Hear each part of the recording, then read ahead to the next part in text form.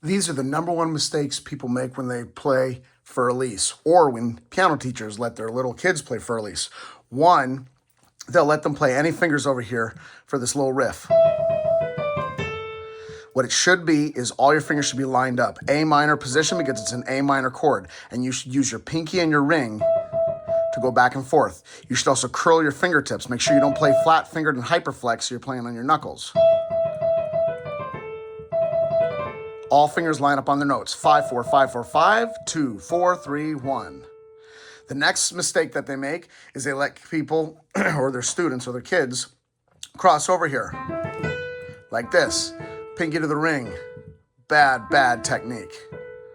What you want to do is you want to make sure always lowest note should be played with your lowest finger. Highest note should be played with your highest finger. So these 4 notes should be played with your thumb, pointer, ring, pinky.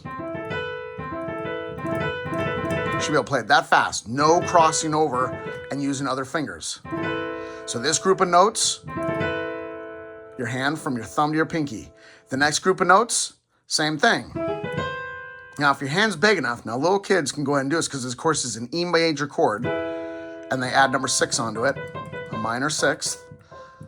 Okay, so you can actually use your thumb, middle, ring, pinky, but if your hand is big enough, if you're an adult, you can also just go and reach with your thumb, pointer, middle, ring.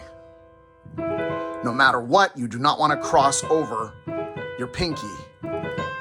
So again, this one, that's the A minor inversion, and here's the E major.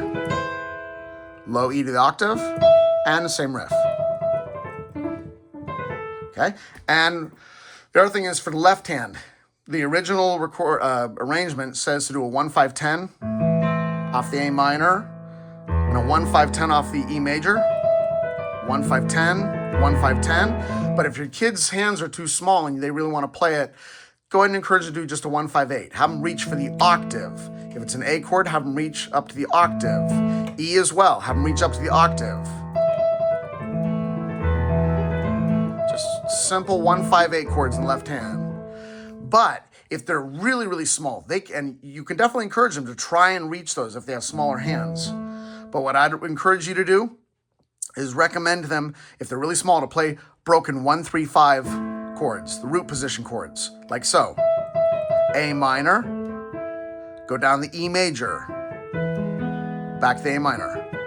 I do not recommend teaching them to do the inversion. Yes, you can do that, of course. But teaching the kids how to invert right now is a fast-track way of just being able to teach them the song. They should understand where the chord position is, so send them to the root. Get them to go to the A135, the E135. I do not recommend teaching them to invert.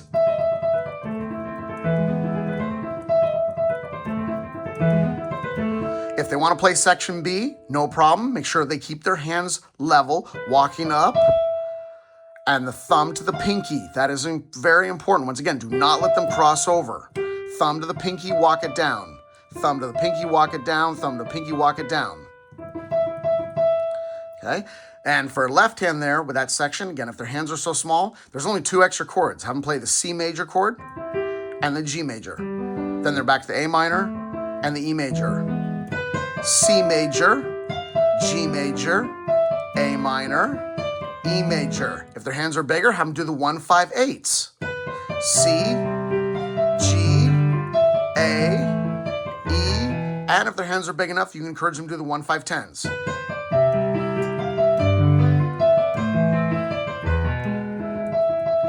And then if they're skilled enough, encourage them to play something besides the original recording or the original arrangement. Encourage them to play extra notes.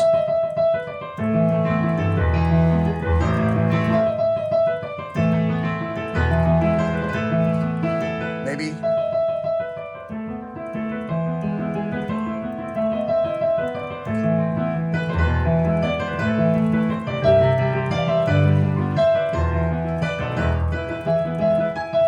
any little extra thing like that. Maybe encourage them to play it like jazz, swing the rhythm.